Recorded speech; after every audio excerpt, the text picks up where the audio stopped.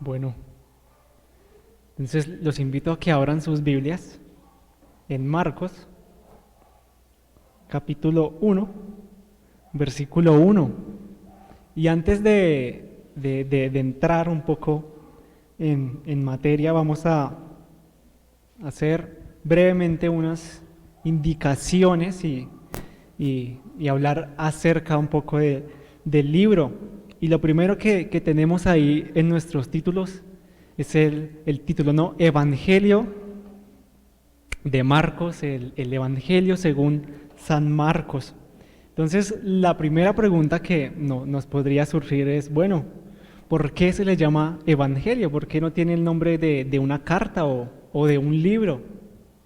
Y tenemos que decir, mis hermanos, que el Evangelio es la proclamación de las buenas nuevas, es el testimonio de la vida y del ministerio de Jesús, por eso lleva el título de Evangelio. Los 4 evangelios son los encargados de mostrarnos la vida de Cristo, de mostrarnos su obra. Tenemos allí su testimonio, los milagros que hizo, las enseñanzas, su muerte, por supuesto, pero también su resurrección. Son los evangelios los que nos van a hablar y nos van a mostrar toda la vida de Cristo aquí en la tierra.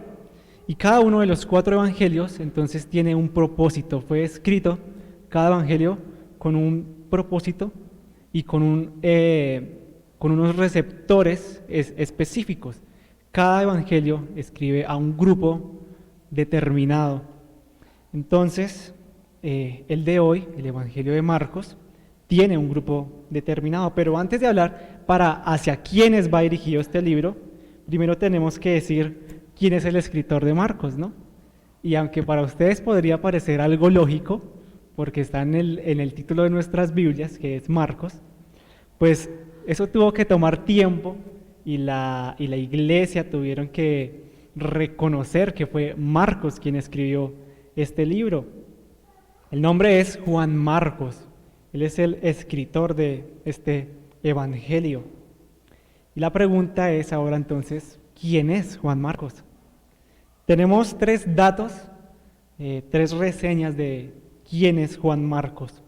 En Hechos 12, capítulo 12, versículo 12, para que ustedes, los que están tomando notas, lo tengan ahí presente, se nos va a decir que Juan Marcos es el hijo de una mujer que se llama María.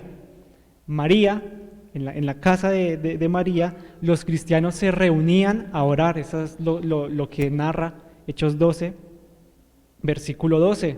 Entonces, la primera reseña que tenemos de Marcos, es que su mamá María, en su casa, ellos ponían a disposición su espacio para que se reunieran y oraran. Más adelante también en Hechos, capítulo 13, se nos va a dar otra reseña de Marcos. Y fue que Marcos acompañó a Pablo en el primer viaje misionero. Entonces fue un colaborador del apóstol Pablo. En ese primer viaje misionero que ellos hacen, Marcos en un punto él se echa para atrás, como diríamos nosotros. Él desertó del viaje, estaban en cierto lugar y él decide devolverse y no continuar en este viaje misionero. No sabemos las razones por las cuales él desertó y al final se devolvió a su ciudad, pero el apóstol Pablo nos va a decir que son razones injustificadas.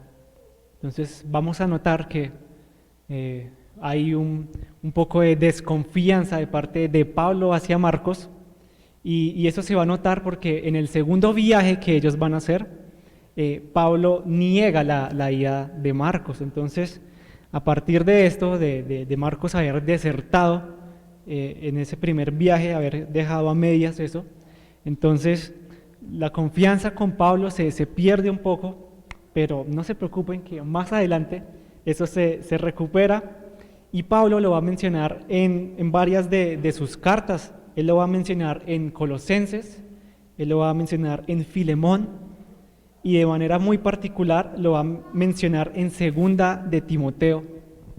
Pablo, al poco tiempo, antes de morir, ya el tiempo se estaba acercando de su ejecución.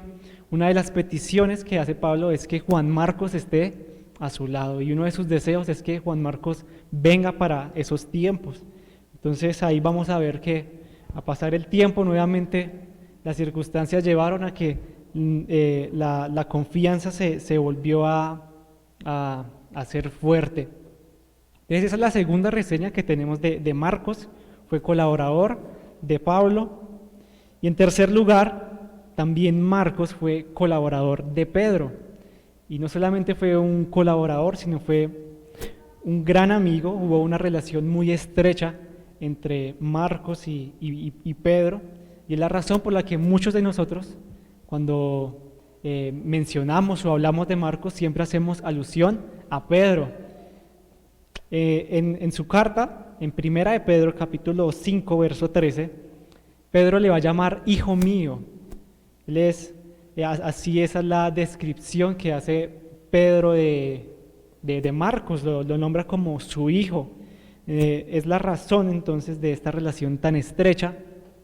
Algunos piensan que el Evangelio de Marcos, Marcos lo escribe con la dirección y con la guía de Pedro.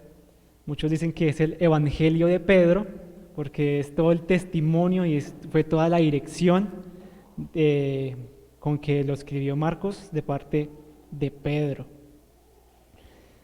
Otra información, ¿en qué año se escribió este libro? Se calcula aproximadamente que este libro se escribió en los años 50 del primer siglo. Fue el primer evangelio en escribirse, de los 4 evangelios, el primero en escribirse es el evangelio de Marcos, y por algunos datos y por algunas palabras que tenemos, algunas fechas, entonces se llega a la conclusión que Marcos fue el primer evangelio en escribirse. Y ahora sí llegamos a la pregunta. Yo les decía que cada evangelio va escrito hacia un grupo de personas en particular. Y entonces la pregunta es, ¿a quién fue escrito este libro? Los padres de la iglesia sostienen que el evangelio de Marcos fue escrito a los gentiles que estaban en Roma. Marcos y Pedro, ellos se encontraban en Roma en esas fechas, cuando se escribió este libro, lo que hace aún más deductorio y se llega a la conclusión un poco más fácil de que iba dirigido hacia los gentiles que estaban en Roma. Entonces se escribe en los años 50 aproximadamente, y hacia las personas que va dirigido este libro es a los gentiles que estaban en Roma. Y entonces llegamos aquí ya un poco más en materia, y es cuál es el propósito del libro. Y para eso quiero que abran sus Biblias. Entonces espero que ya hayan buscado Marcos y leamos el versículo 1 del capítulo 1. Dice así: principio del Evangelio de Jesucristo el Mesías, Hijo de Dios. Esas últimas palabras que tenemos ahí nos va a mostrar el propósito del libro, y es de mostrar a Jesucristo como el Hijo de Dios. Ese es el propósito del libro del Evangelio de Marcos: mostrar a Jesucristo como el Hijo de Dios. Marcos nos va a mostrar que Jesús es el siervo sufriente, es el Hijo del hombre, a quien nosotros estamos llamados a imitar y a seguir. A Jesucristo, el Hijo de Dios, y desde el capítulo 1, versículo 1, ya nos muestra cuál es el objetivo y propósito. Y Marcos lo va a hacer de dos formas. Bueno, esto es un poco hay diferentes puntos de vista, entonces yo me adhiero a uno. Entonces, básicamente hay algunos que lo dividen en 3 partes y hay otros que lo dividen en 2 partes. El Evangelio de Marcos, yo soy el que lo voy a dividir en 2 partes. El propósito y el énfasis está en presentar a Jesucristo como el Hijo de Dios. Y Marcos lo va a hacer respondiendo dos preguntas. La primera pregunta con la que Marcos va a presentar a que Jesucristo es el Hijo de Dios es: ¿quién es Jesús? Y en los capítulos del 1 al 8, Marcos se va a encargar de responder esta pregunta: ¿quién es Jesús? Para enfatizar y decir que Jesucristo es el Hijo de Dios. Y la segunda pregunta es: ¿para qué vino?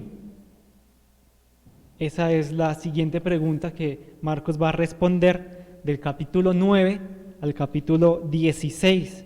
Nos va a mostrar que Jesucristo es el Hijo de Dios y nos va a responder para qué vino.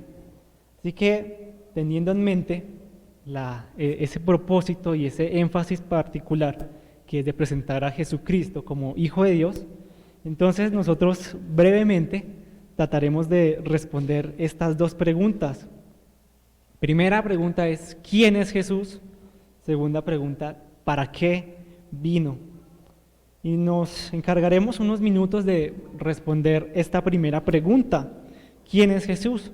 Así que los invito, mis hermanos, a que vayan una hoja más adelante, Marcos capítulo 2, versículo 1 al 12.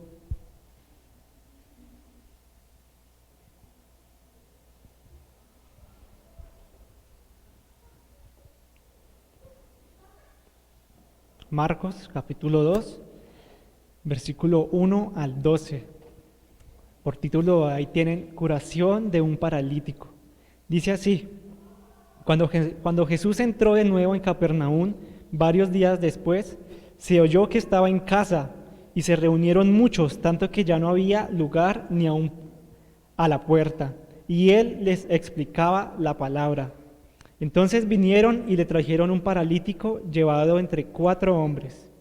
Como no pudieron acercarse a Jesús a causa de la multitud, levantaron el techo encima de donde él estaba, y cuando habían hecho una abertura, bajaron la camilla en que estaba acostado el paralítico. Viendo Jesús la fe de ellos, dijo al paralítico: Hijo, tus pecados te son perdonados. Pero estaban allí sentados algunos de los escribas, los cuales pensaban en sus corazones: ¿por qué habla este así? Está blasfemando. ¿Quién puede perdonar pecados sino solo Dios? Al instante Jesús, conociendo en su espíritu que pensaban de esta manera dentro de sí mismos, les dijo: ¿por qué piensan estas cosas en sus corazones? ¿Qué es más fácil, decir al paralítico: tus pecados te son perdonados, o decirle: levántate, toma tu camilla y anda? Pues para que sepan que el Hijo del Hombre tiene autoridad en la tierra para perdonar pecados. Dijo al paralítico: a ti te digo, levántate, toma tu camilla y vete a casa. Y él se levantó y, tomando al instante la camilla, salió a la vista de todos, de manera que todos estaban asombrados y glorificaban a Dios, diciendo: jamás hemos visto cosas semejantes.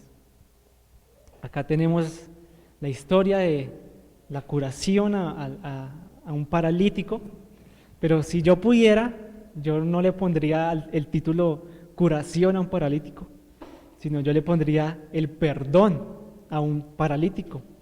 Y vamos a mirarlo de esta forma. Tenemos una escena principal, tenemos una escena inicial. En esta primera escena, voy a leer el versículo 1 y 2. Cuando Jesús entró de nuevo en Capernaum, varios días después, se oyó que estaba en casa, y se reunieron muchos, tanto que ya no había lugar ni aun a la puerta, y él les explicaba la palabra. Esta escena principal que tenemos, está Jesús en una casa, la casa está llena. Y el versículo 1 dice: cuando Jesús entró de nuevo en Capernaum. Entonces, para los curiosos que deseen saber dónde estaba antes, miremos una hoja atrás, el capítulo 1, verso 38. Dice así: Jesús les respondió: vamos a otro lugar, a los pueblos vecinos, para que yo predique también allí, porque para eso he venido. Jesús estaba en Galilea, estaba en otros pueblos, estaba predicando, estaba haciendo milagros. Eso es lo que pasó antes. Y allí en esos pueblos, llevando el evangelio, predicando, dando testimonio y haciendo milagros, entonces Jesús va a curar a un leproso. Jesús cura a un leproso y miremos el versículo 45 ahí del capítulo 1. Dice, pero él, el leproso, en cuanto salió, después de ser libre, comenzó a proclamarlo abiertamente y a divulgar el hecho, a tal punto que Jesús ya no podía entrar públicamente en ninguna ciudad, sino que se quedaba fuera en lugares despoblados y venían a él de todas partes. Entonces, ya poco entendemos, porque cuando de nuevo llega a Capernaum, el lugar donde él estaba lleno, hasta la puerta había multitud. Esa es la escena principal. Ya el nombre de Jesús estaba siendo famoso, ya se estaba divulgando lo que él hacía, sus milagros. Entonces, cuando vuelve nuevamente a este lugar, vamos a notar esto, ¿no? Ya estaba lleno. Quiero que vuelvan al capítulo 2 y veamos el versículo 3 y el versículo 4. Y traen al paralítico diligentemente. Entonces vinieron y le trajeron un paralítico llevado entre 4 hombres. Cuando no pudieron acercarse a Jesús a causa de la multitud, levantaron el techo encima de donde él estaba, y cuando habían hecho una abertura, bajaron la camilla en que estaba acostado el paralítico.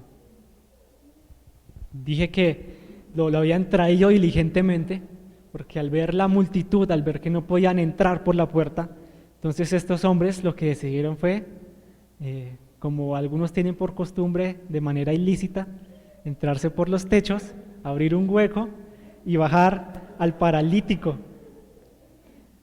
hasta donde estaba Jesús. Entonces fueron diligentes porque lo hicieron. Y en el versículo 5 Jesús va a notar esa fe porque ellos lo hicieron con fe. Y leamos el versículo 5. Viendo Jesús la fe de ellos, dijo al paralítico: Hijo, tus pecados te son perdonados. Y qué interesante esto, porque ellos se acercan diligentemente, al ver que el lugar estaba lleno, deciden abrir el techo, abrir un hueco, bajar al paralítico. Y al ver Jesús esta fe de ellos, lo primero que hace Jesús no es presentarse como aquel que puede sanar, porque seguramente, y lo que tenían en mente ellos era que el paralítico fuera sano y que se pudiera caminar. Pero lo primero que hace Jesús no es presentarse como ese sanador, sino lo primero que hace es como presentarse como aquel hombre que es capaz de perdonar los pecados. Y por eso dice: Hijo, tus pecados te son perdonados. Jesús le muestra que la mayor necesidad que tenía el paralítico no era de ser sano. Su mayor necesidad era de ser perdonado por sus pecados. Jesús le muestra que el mayor problema no es una discapacidad física, una limitación física. El mayor problema es el pecado, y Jesús se presenta como aquel que es capaz de perdonar. Esa era la mayor necesidad del paralítico, y entonces Jesús se presenta como aquel que es capaz de perdonar los pecados. Versículo 6 y versículo 7 hay una ceguera de los escribas. Dice así: pero estaban allí sentados algunos de los escribas, los cuales pensaban en sus corazones: ¿por qué habla este así? Está blasfemando. ¿Quién puede perdonar pecados sino solo Dios? Recordemos, mis hermanos, que los escribas eran aquellas personas estudiosas del Antiguo Testamento, eran los maestros de la ley. Entonces, ellos teniendo en presente el Antiguo Testamento, al ver a Jesús, al verlo como un hombre, decían: ¿cómo se atreve a decir que es capaz de perdonar si es un hombre? Solamente Dios, solamente Jehová es capaz de perdonar. Y quiero que leamos Éxodo capítulo 34, versículos 6 y 7, para mostrar y tener en mente lo que los escribas pensaban en sus corazones. Ellos decían, solo Dios puede perdonar los pecados. Éxodo 34, versículos 6 y 7.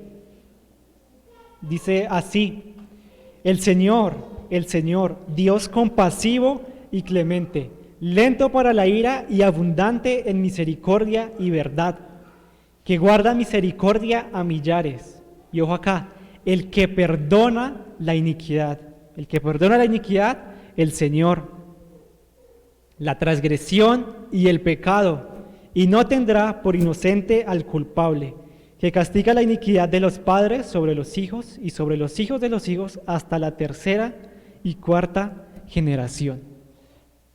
Esto estaba en las mentes y en los corazones de los escribas. Solamente el Señor puede perdonar los pecados. Por eso hablamos de la ceguera de los escribas, porque al ver a Jesús no estaban viendo a Dios, estaban viendo a un hombre. Por eso decían, está blasfemando. ¿Cómo se atreve a decir que puede perdonar los pecados? Y vamos a ver que Jesús los va a confrontar.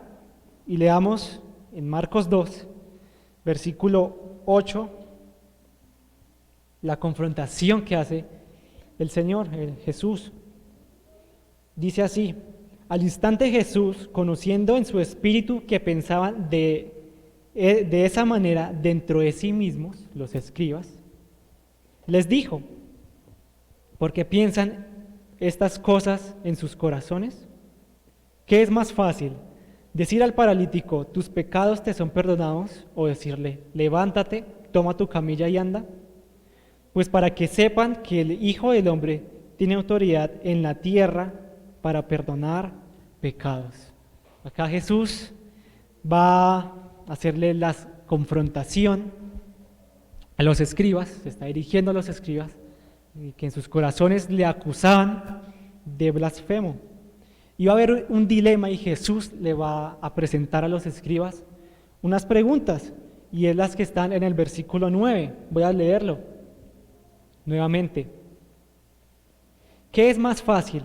Decir al paralítico, tus pecados te son perdonados, o decirle, levántate, toma tu camilla y anda. Jesús los pone en un dilema. Jesús les muestra que tanto el poder para sanar como el poder para perdonar está fuera del alcance humano, está fuera de la capacidad humana. Jesús les muestra, por lo tanto, que es una obra divina, una obra del Dios mismo, tanto perdonar como sanar. Ese es el dilema en que Jesús pone a los escribas, a decirle qué es más fácil, para que comprendieran que ninguna de las dos obras estaba al alcance de la capacidad humana, que era una obra divina de parte del Señor. Y es por esto entonces que en el versículo 10 Jesús va a declarar su autoridad para perdonar. Y miren lo que dice, versículo 10: pues para que sepan que el Hijo del Hombre tiene autoridad en la tierra para perdonar pecados. Primero los confronta, les pone en un dilema, les pregunta qué es más fácil, y ahora va a decir, pues para que sepan que el Hijo del Hombre tiene autoridad para perdonar pecados. Y llama la atención esta palabra que Jesús se atribuye, porque Él dice, pues para que sepan que el Hijo del Hombre. Eso nos llama la atención esta descripción que Jesús hace de sí mismo. Y resulta, mis hermanos, que esta descripción es una profecía que la vamos a encontrar en Daniel, capítulo 7, versículos 13 y 14.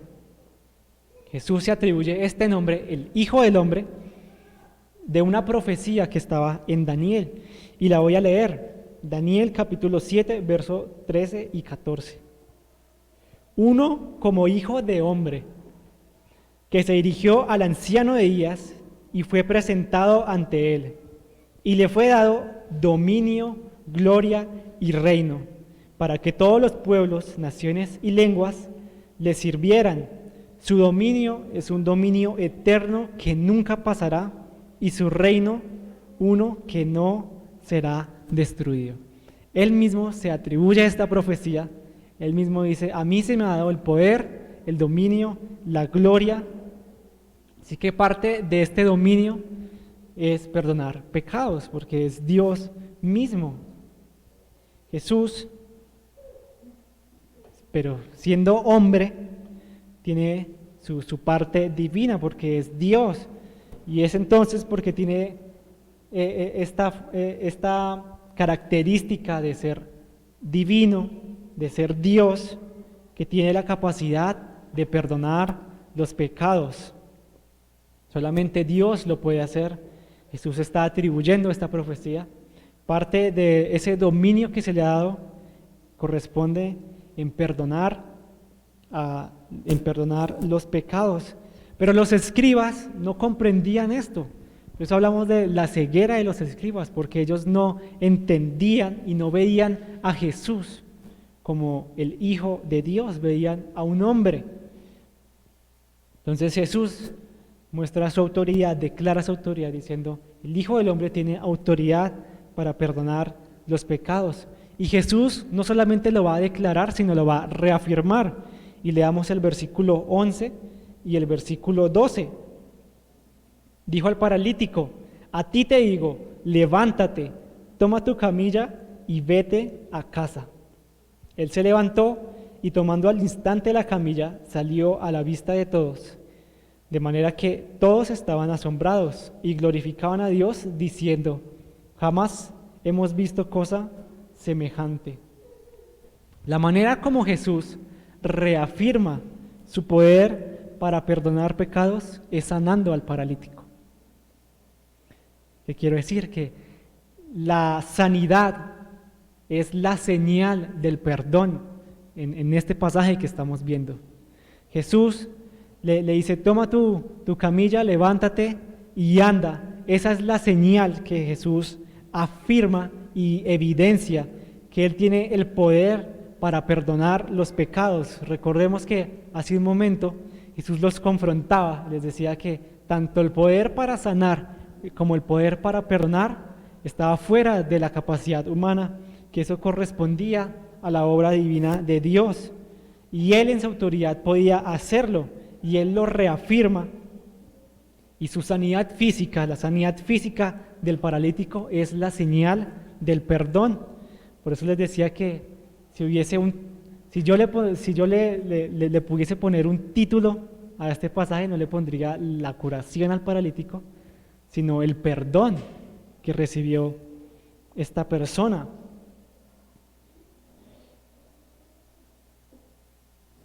Entonces, la pregunta que hacemos nuevamente es: ¿quién es Jesús? Como lo hemos visto en este pasaje, Jesús es aquel que tiene poder para perdonar. Jesús es aquel que tiene poder para sanar. A Jesús se le ha dado el dominio, se le ha dado la gloria y se le ha dado la potestad sobre la tierra. Y Él lo ejerce perdonando, y de manera muy particular, en este pasaje que hemos visto, Jesús muestra y evidencia que ha perdonado al paralítico sanándole. La sanidad es una señal del perdón en este pasaje que estamos viendo.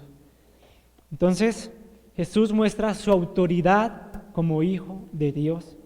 Y aquí entonces, rápidamente, hemos contestado, no de manera exhaustiva, pero espero haya sido un poco clara para todos, de quién es Jesús. Jesús es aquel que puede perdonar, Jesús es aquel que puede sanar, porque se le ha dado poder, se le ha dado dominio, se le ha dado gloria, y esa autoridad que tiene como Hijo de Dios la ejerce y la vemos de manera particular en este pasaje al sanar y al perdonar el paralítico.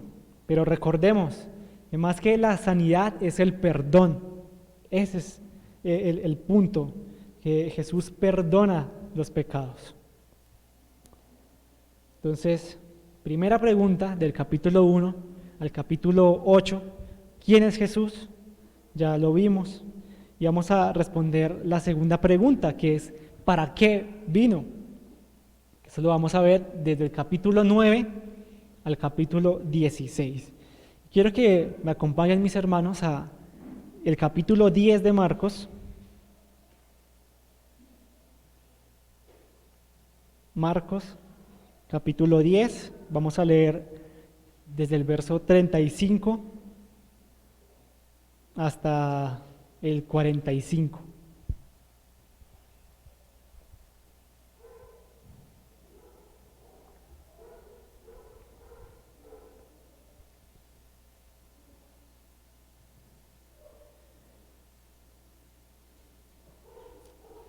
Marcos capítulo 10, verso 35 al 45. Dice así: Jacobo y Juan, los hijos de Zebedeo, se acercaron a Jesús, diciendo: Maestro, queremos que hagas por nosotros lo que te pidamos. ¿Qué quieren que haga por ustedes?, les preguntó. Ellos le dijeron: concédenos que en tu gloria nos sentemos, uno a tu derecha y el otro a tu izquierda. Jesús les dijo: ustedes no saben lo que piden. ¿Pueden beber la copa que yo bebo o ser bautizados con el bautismo con que soy bautizado? Les respondieron: podemos. Y Jesús les dijo: la copa que yo bebo beberán y serán bautizados con el bautismo con que yo soy bautizado. Pero el sentarse a mi derecha o a mi izquierda no es mío concederlo, sino que es para quienes ha sido preparado. Verso 41. Al oír esto, los 10 comenzaron a indignarse contra Jacobo y Juan. Llamándolos junto a él, Jesús les dijo: ustedes saben que los que son reconocidos como gobernantes de los gentiles se enseñorean de ellos y que sus grandes ejercen autoridad sobre ellos.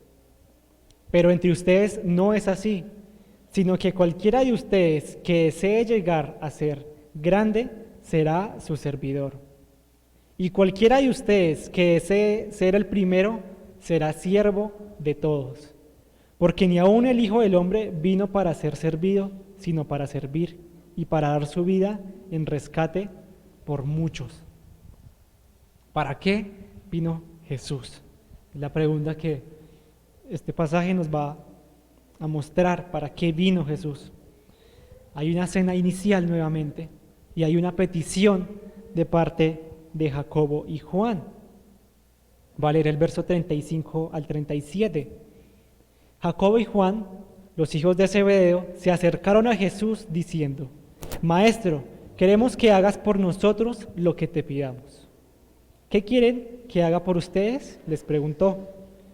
Ellos le dijeron: concédenos que en tu gloria nos sentemos, uno a tu derecha y el otro a tu izquierda. Esta es la petición que hace Jacobo y Juan a Jesús. Y aclaramos que el derecha e izquierda no es que Jacobo iba a ser capitalista y Juan iba a ser socialista. No, eso no es lo que nos quiere decir el sentarse a su derecha y a su izquierda. Lo que nos quiere decir esto es que ellos querían un lugar de preeminencia, un lugar sobresaliente sobre los demás, una posición de reconocimiento, una posición de autoridad, de gobierno. Eso era lo que estaba pidiendo Jacobo y Juan. El sentarse a su derecha, a su izquierda, era una posición de privilegio, una posición sobresaliente de gobierno y de autoridad. Esa fue la petición de Jacobo y Juan. Y hay una reprensión de parte del Señor, de parte de Jesús. Mira lo que dice el versículo 38. Jesús les dijo: ustedes no saben lo que piden. ¿Pueden beber la copa que yo bebo o ser bautizados con el bautismo con que soy bautizado? Jacobo y Juan no comprendían las implicaciones de lo que ellos estaban pidiendo. Ellos querían un puesto sobresaliente, querían un puesto de preeminencia, pero ellos no entendían las implicaciones de que llevaba tener ese lugar, que llevaba a tener esa posición. Y Jesús les va a preguntar y les va a decir, ¿pueden acaso beber la copa que yo bebo o ser bautizados con el bautismo con que yo soy bautizado? ¿Y a qué se refiere Jesús con estas palabras al decir esto? Lo primero que tenemos en el versículo es beber la copa. ¿Y a qué se refiere esto de beber la copa? Rápidamente quiero que vayamos a Isaías, capítulo 51, verso 17. ¿Qué significa beber la copa a la cual Jesús hace mención? Isaías 51, verso 17, dice así: despierta, despierta, levántate, Jerusalén, tú que has bebido de la mano del Señor la copa de su furor, que has bebido el cáliz del vértigo hasta vaciarlo. Notamos ahí la parte, tú que has bebido de la mano del Señor la copa de su furor. Beber la copa era un símbolo utilizado en el Antiguo Testamento para referirse al sufrimiento, para referirse a la ira de Dios. Y es entonces que Jesús dice, ¿pueden beber acaso la copa que yo bebo? Él está haciendo referencia a que él iba a beber ese sufrimiento y ese furor de parte del Señor. Pero ¿cómo sabemos que esta sí es la copa a la que nos referimos? Porque yo puedo decirles, esa es la copa, y ciertamente es la copa de la ira y es la copa del sufrimiento. Pero para no dejarlos con las dudas, quiero que volvamos a Marcos, capítulo 14, versículo 35 y 36, para que notemos que es esa copa de ira y de furor a la que Jesús está haciendo referencia todo el tiempo, no es otra copa. Marcos capítulo 14, versículo 35 y 36.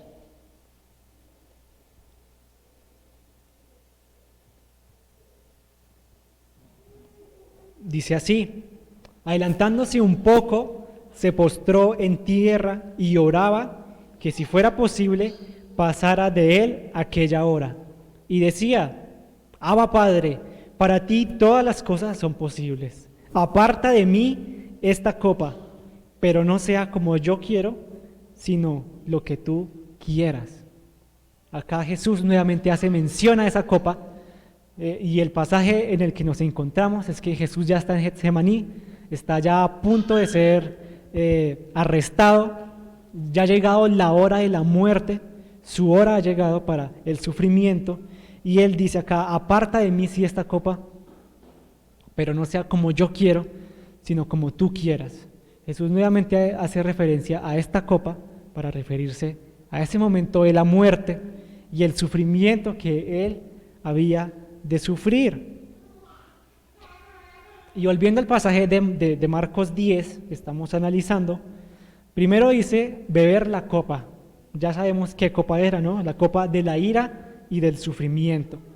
Pero dice algo más. Dice, o ser bautizados con el bautismo con que soy bautizado. ¿Y a qué se refiere entonces este bautismo? Debe tener la misma implicación simbólica, ¿no? Porque si ya hablamos de la copa, ahora vamos a hablar del bautismo. Y esta palabra Jesús aquí la utiliza como una metáfora, como lo hizo con la copa. Una metáfora, una expresión para identificar la similitud entre dos cosas. Jesús utiliza el bautismo, esa palabra, para referirse a lo que había de venir. Y es que Jesús entonces veía su muerte no como aquello que él iba a beber, sino lo veía como un bautismo. Lo veía como un bautismo, pero no en agua, sino un bautismo en el sufrimiento, un bautismo en la ira. Era una inmersión. Jesús veía su muerte como que él iba a ser sumergido en el sufrimiento y en la ira, no solamente Él iba a beber la copa de la ira, Él iba a ser sumergido en la ira y en el sufrimiento. ¿Y cómo sabemos que este es el bautismo al que se refiere Jesús? Quiero que vayamos a Lucas, capítulo 12, verso 50, para que notemos que este es el bautismo al que el Señor Jesús se refiere. Este bautismo no en agua, sino en ira y sufrimiento. Lucas 12, capítulo 50. Dice Jesús: pero de un bautismo tengo que ser bautizado, y cómo me angustio hasta que se cumpla. Nuevamente estamos en la circunstancia, Jesús está a punto de ser arrestado, y él aquí va a decir que hay un bautismo del cual él tiene que ser bautizado, pero que eso le trae angustia. No creemos que haya sido un bautismo de agua solamente. No puede ser angustioso el agua. Jesús tiene en mente entonces y utiliza esta palabra para referirse a la ira. Él iba a ser sumergido en el sufrimiento y en la ira. Y por eso Jesús entonces los va a reprender lo que estamos analizando. Jesús le dice a Jacobo y Juan: ustedes no comprenden, ustedes no saben lo que están pidiendo. ¿Por qué? Porque ¿pueden acaso beber la copa que yo bebo? La copa de la ira y el sufrimiento del Señor. Pueden ser bautizados con el bautismo con que Jesús iba a ser bautizado, que era de la misma manera, del sufrimiento y en la ira. No es lo mismo tomar agua fría que bañarse con agua fría. Es un ejemplo que pongo para que se nos haga un poco más claro. Y los que se bañaron con agua fría esta mañana, creo que me entenderán un poco más. Era más fácil tomar agua fría que bañarse con agua fría. Jesús los reprende. Dice: ustedes no saben lo que están pidiendo. Y hay una ignorancia de parte de Jacobo y de parte de Juan. Veamos Marcos 10, versículo 39, el pasaje que estamos analizando. Marcos 10, 39. Le respondieron Jacobo y Juan: podemos. Es la ignorancia de Jacobo y Juan. No entendían las implicaciones de beber esa copa y de ser bautizados con ese bautismo. No lo comprendían. Ellos dijeron: podemos hacerlo. No comprendían la magnitud de la situación. Pero el versículo 39 sigue. Jesús les dijo: la copa que yo bebo, beberán, y serán bautizados con el bautismo con que yo soy bautizado. Y entonces acá la pregunta es: pero ¿qué pasó acá? Porque estamos hablando de que hay una ignorancia de parte de Jacobo, una ignorancia de parte de Juan, porque no comprendían que ellos no podían beber esa copa y ser bautizados con ese bautismo, pero Jesús les va a decir: sí, o sea, ustedes de cierta forma lo harán. Y aunque ellos iban a beber de esa copa, y aunque ellos iban a ser bautizados con ese bautismo, no iba a ser de la misma forma con que Jesús lo iba a hacer, ni era el mismo propósito con el cual Jesús lo hacía. La diferencia está entonces, porque Jesús les dice: ustedes van a beber de esa copa que yo bebo y van a ser bautizados con ese bautismo. Pero ¿cuál es la diferencia? Que Jesús lo hace con un propósito de redención. Jesús bebe esa copa y Jesús es bautizado en ese bautismo, que ya hemos hablado que es de ira y de sufrimiento, pero con el objetivo de traer salvación, con el objetivo de traer redención. Él iba a dar su vida y él iba a sufrir esa ira de parte de Dios para rescatar y para liberar. Y no era ese mismo propósito por el cual Jacobo y Juan lo iban a beber. Mira lo que dice Filipenses 3:10. Dice así: y conocerlo a Él y el poder de su resurrección y la participación en sus padecimientos, llegando a ser como Él en su muerte. Acá tenemos la participación de los padecimientos. De cierta forma, Jacobo y Juan, los demás apóstoles, iban a sufrir, ciertamente iban a padecer, pero no para traer salvación, sino como consecuencia de su fe puesta en Jesús. Ellos iban a beber esa copa, ellos iban a ser bautizados, pero como consecuencia de su fe en Jesús. Y ahí también estamos involucrados nosotros, todo aquel que deposita su fe en el Señor, en Jesús, va a padecer y va a sufrir de cierta forma, no para traer salvación, sino como consecuencia de nuestra fe puesta en Jesús, en su muerte y en su resurrección. Verso 40 del pasaje que estamos viendo. Dice: pero el sentarse a mi derecha o a mi izquierda no es mío concederlo, sino que es para quienes ha sido preparado. Quiero que veamos el contraste que hay acá entre la humildad de Jesús. Hemos hablado de que a Él se le ha dado el poder, se le ha dado el dominio, se le ha dado la autoridad. Él puede perdonar pecados, Él puede sanar, ya lo hemos visto. Pero veamos aquí la humildad, porque Él aquí reconoce, Él dice, otorgar y conceder esos puestos que pedía Jacobo y Juan de preeminencia, de sobresalencia. Él dice que no es mío concederlos. Veamos aquí la humildad de parte de Jesús, porque Él siendo el rey, ¿no?, a quien se le ha dado el poder, el dominio, Él mismo va a reconocer, Él dice, a mí no me corresponde esto le corresponde al Señor.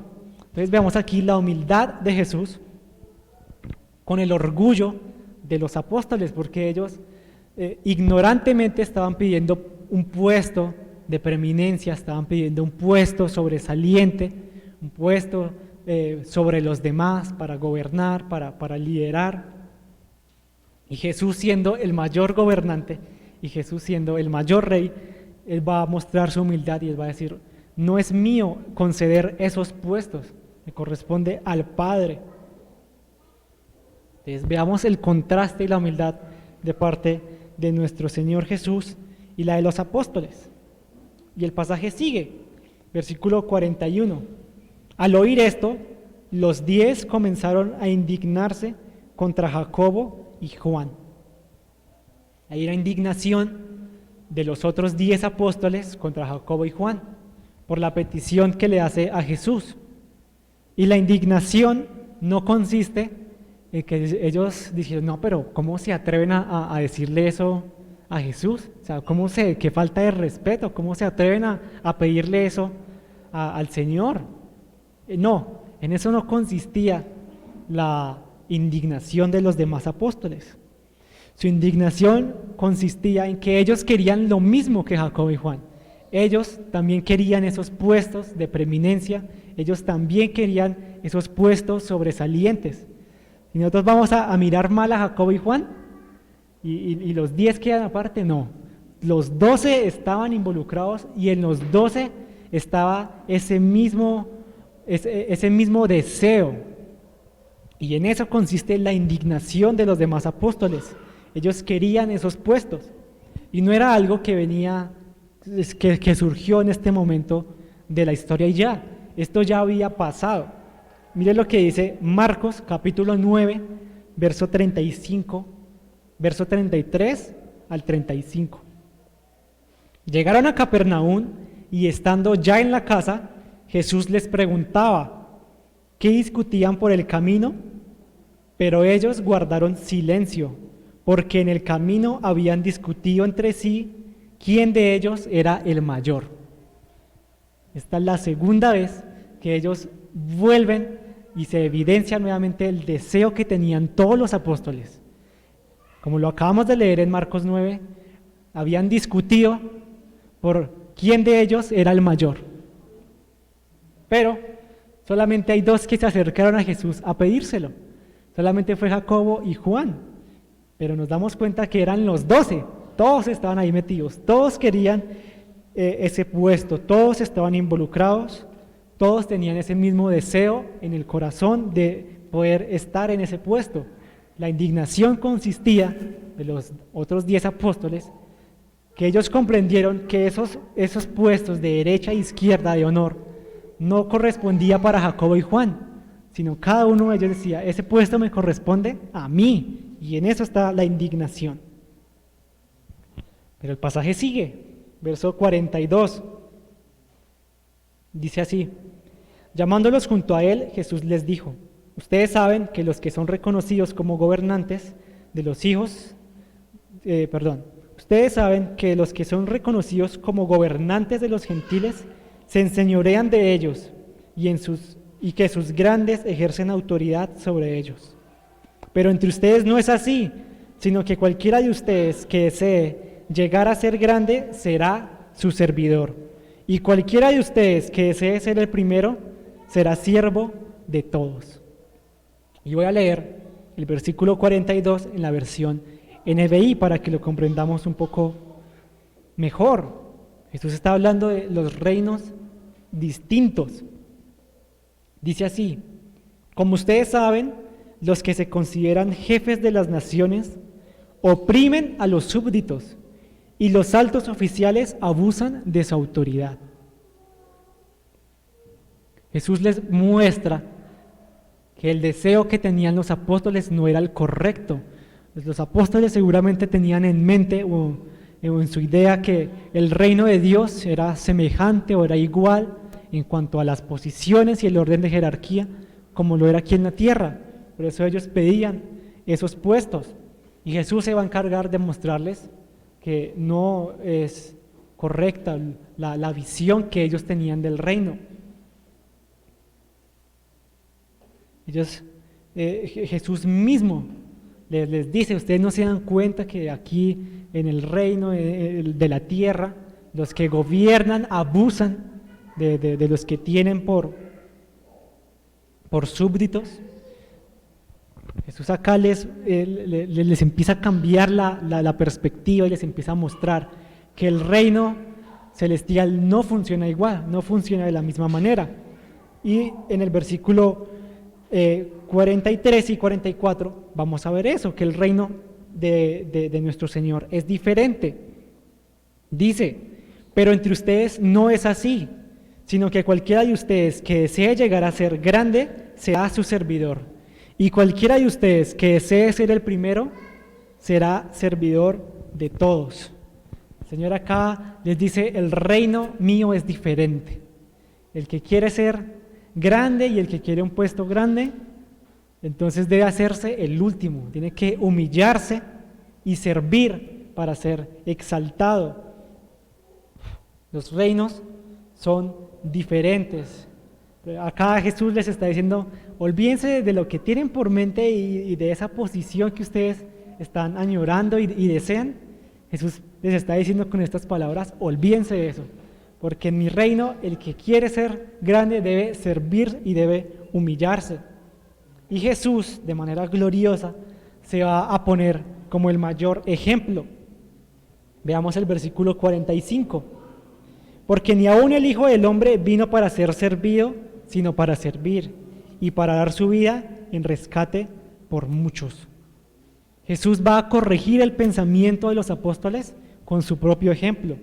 Hemos analizado, hemos visto que Jesús es el Rey, que Jesús se le ha dado el dominio, la potestad, se le ha dado la gloria, que Él tiene el poder para sanar, para perdonar, y Él en esa posición dice, aún yo, dice, no he venido aquí en la tierra para que me sirvan, sino para servir. Ese es el mayor ejemplo que tenemos. Él vino a humillarse y para servir. ¿Y de qué manera sirve Jesús? El versículo 45 lo dice, dando su vida.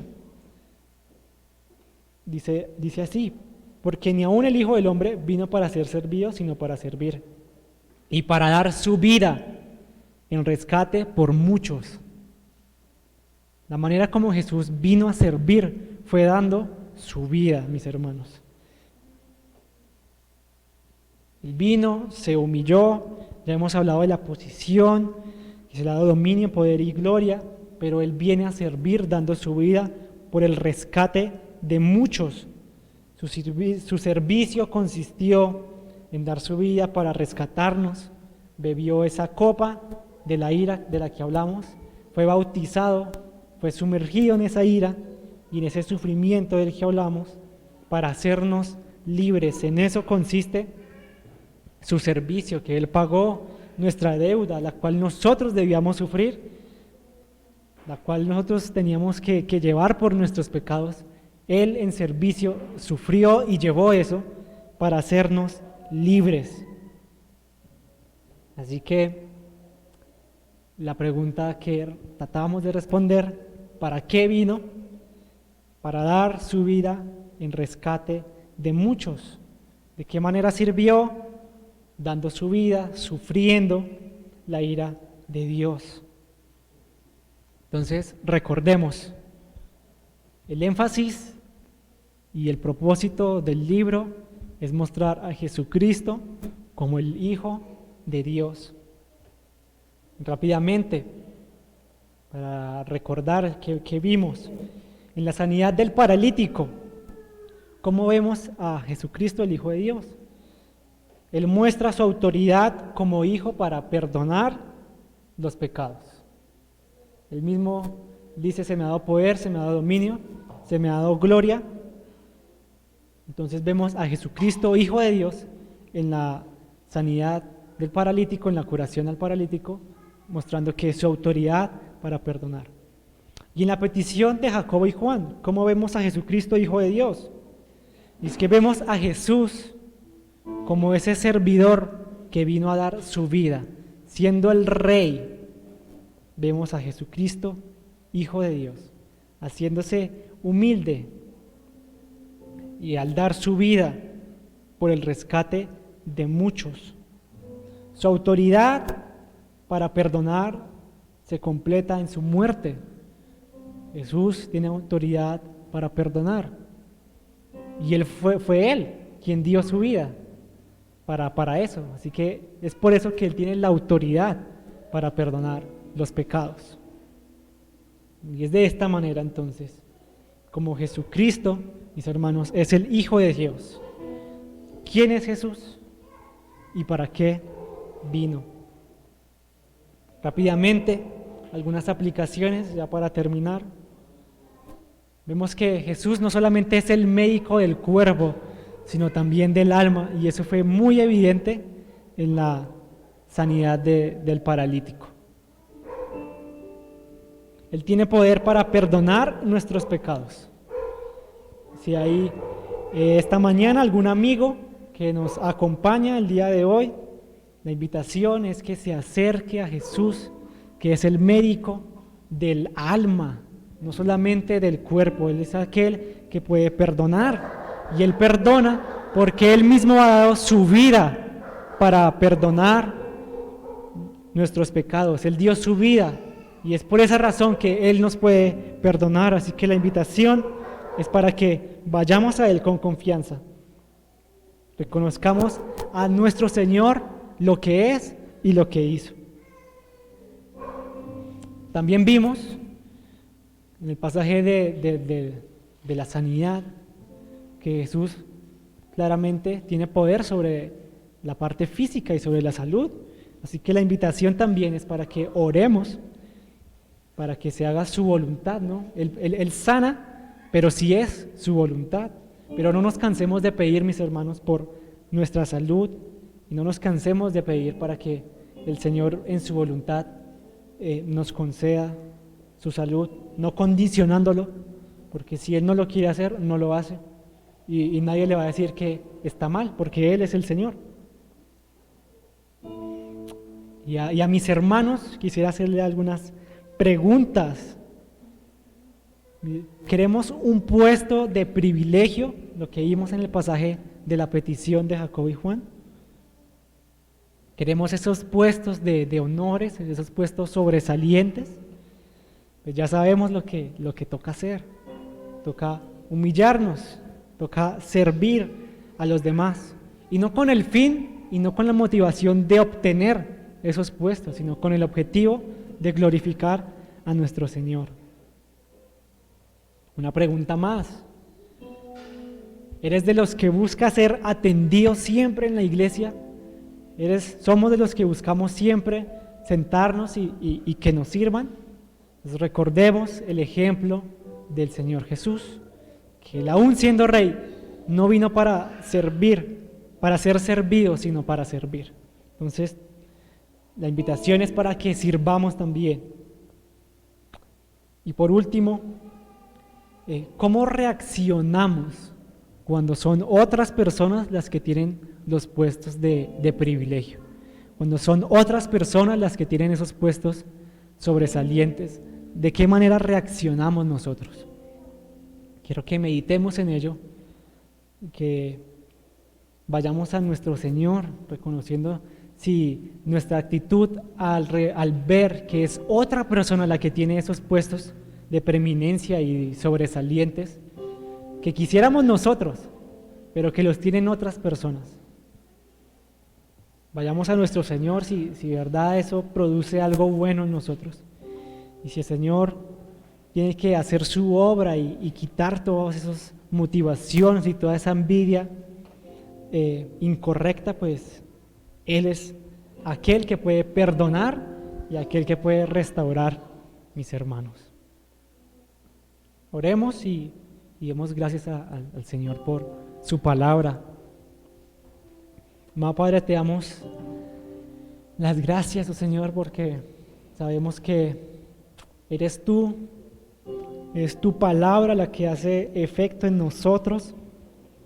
Oramos y pedimos para que esto quede sellado en nuestros corazones, discierna sobre nuestros pensamientos, sobre nuestras motivaciones, Señor. Si hay deseos y si hay en nosotros algo en nuestro corazón que no te glorifica, pedimos que lo quites.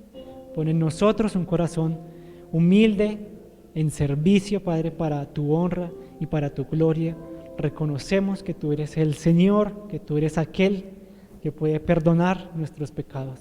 Y rogamos una vez más, Señor, que tú nos perdones y que tú nos ayudes, Señor, en este caminar. A ti la gloria, Padre, y a ti la honra. En los méritos de nuestro Señor y Salvador Jesucristo, quien bebió la copa de la ira y fue bautizado, fue sumergido en el sufrimiento. Amén y amén.